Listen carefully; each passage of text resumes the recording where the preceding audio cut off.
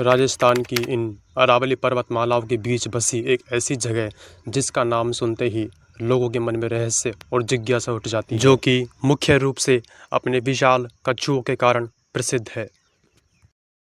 क्या रहस्य है इस जगह का जिसे इसके नाम नटनी के बारा के नाम से जाना गया?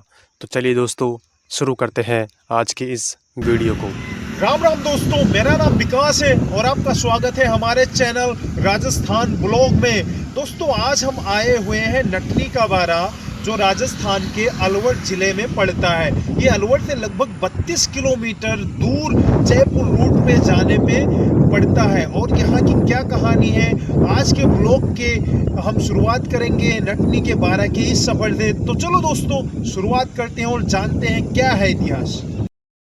तो दोस्तों, अभी जो आप इन अरावली पर्वतमालाओं के बीच बसी इस सुंदर स्थान को देख पा रहे हैं, इसी का नाम है नटनी का बारा। दोस्तों, ये राजस्थान की एक ऐसी जगह है जिसका इतिहास अन्य इतिहासों से बिल्कुल अलग है। आखिर वो कौन सी घटना थी जिसे इसके नाम नटनी के बारा से जाना गया? दोस्तों, अभी जो आप मेरे सामने ये दो पर्वत देख पा रहे हैं, इन्हीं पर्वतों के बारे में कहा जाता है कि आज से लगभग 106 साल पहले एक नटनी हुआ करती थी, जो कि यहाँ करतब दिखाने का काम करती थी, और उसी के नाम पर इस जगह को नटनी के बारा के नाम से जाना गया। दोस्तों, इस जगह की क्या कहानी है ये तो हम आपको बताएंगे ही, पहले आप इस सुंदर नज़ारे का आनंद उठाइए।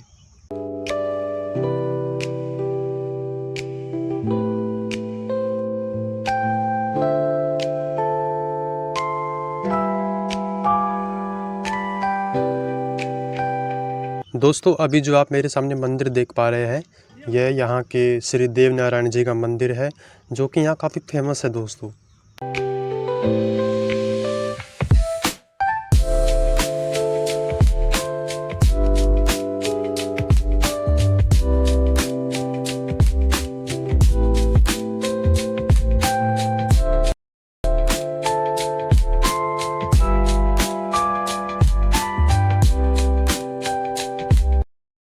तो दोस्तों, देखा आपने ये मछली कैसे अभी मुंह निकाल रही थी अपना बाहर। मुझे तो बहुत मज़ा आया। यदि आपको भी मज़ा आए तो कमेंट में ज़रूर लिख के बताना दोस्तों मेरे को।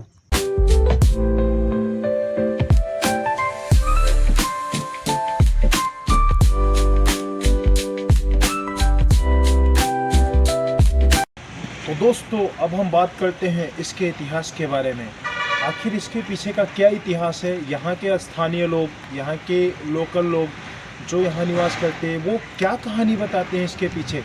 तो हम आपको आज़ादी के पहले ले चलते हैं। 1920 के दशक की बात है, जब यहाँ पर एक नर्तकी होती थी। नर्तकी माने कि आपके गांव में जैसे मदारी आते हैं, महिला थी जो अपना कर्तव्य दिखाती थी।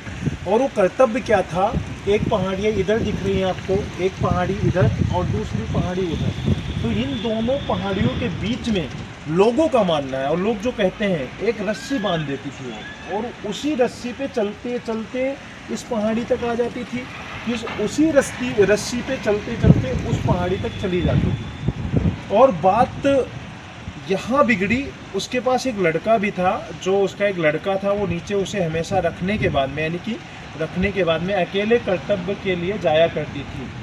और लोग कहते हैं, ऐसा लोगों का मानना है कि जब एक बार वो इस पहाड़ी से उस पहाड़ी का कर्तव्य दिखा रही थी, रस्सियों पे चल रही थी, चक्कर लगा रही थी, तो उसके मन में नेगेटिव थॉट आया। और आप जानते हैं दोस्तों कि जिसके मन में नेगेटिव थॉट आ जाए, नकारात्मक सोच हमेशा नुकसान पहुंचाती है। तो कुछ वैसा उसके साथ हुआ था। जब वो रस्सियों पे चल रही थी और लोग काफ़ी भीड़ लगी थी, मतलब कर्तव्य देखने दूर दूर के गांव के लोग यहाँ आते थे, तो उसका कर्तव्य देख रहे थे और काफ़ी भीड़ लगा हुआ था। लेकिन जब वो रस्सी पे चल रही थी तो अचानक उसके मन में आया कि यार, मैं इतनी ऊंचाई पे इस पहाड़ पे उस पहाड़ की रस्सी पे चल रही हूँ। और उसने सोचा, अगर हमारा बच्चा हमारे साथ होता इस समय इतने ऊंचाई पर कर्तव्य दिखाते हुए, या फिर मैं अकेले ही इस रस्सी से गिर गई, तो क्या होगा मेरे बच्चे का। और जैसे ही इतना उसने सोचा, तो देखकर उसको घबराहट हुई, और उसी टाइम रस्सी से वो नीचे गिर गई। और उसके गिरने के बाद में तुरंत उसका देहांत हो गया। इसी वजह से लोगों का कहना है कि जब उसका देहांत हो गया तो इस जगह को नटनी के बारा के नाम से प्रसिद्धि मिल गई और आज लोग इस जगह को नटनी के बारा के नाम से इसीलिए जानते हैं।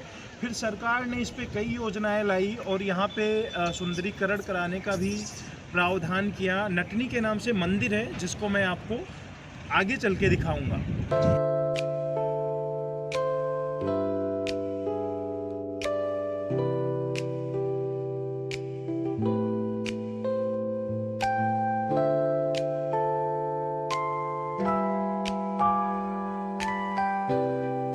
तो दोस्तों हमारे साथी अब नीचे आ रहे हैं। अब आपको ज़रा हम नीचे का नज़ारा दिखाएंगे। दोस्तों अभी तक हम नटनी के बारे में जाने, अब बारा के बारे में जानते हैं। इस जगह का भौगोलिक स्थिति क्या है, यहाँ पे जो नदी है वो कहाँ से आती है, तो इसके बारे में हम बात करते हैं। तो जो यहाँ की भौगोलिक स्थिति है काफ़ी बेहतर है। पहाड़ों के बीच में ये बसा हुआ है नटनी का बारा और यहाँ पे जो नदी बहती है उस नदी का नाम है रूपा रेल। ये रूपा रेल नदी उदयनाथ की पहाड़ी जो थाना गाजी में पड़ती है वहाँ से निकल के आती है। और मैं बता दूँ यहाँ पे कोई रेगुलर नदी नहीं है, ये बरसाती पानी से बहने वाली नदी है। जैसे कि आप साउथ इंडिया में जानते हैं, दक्षिण भारत में जो नदियाँ हैं इसी तरीके से बहती हैं।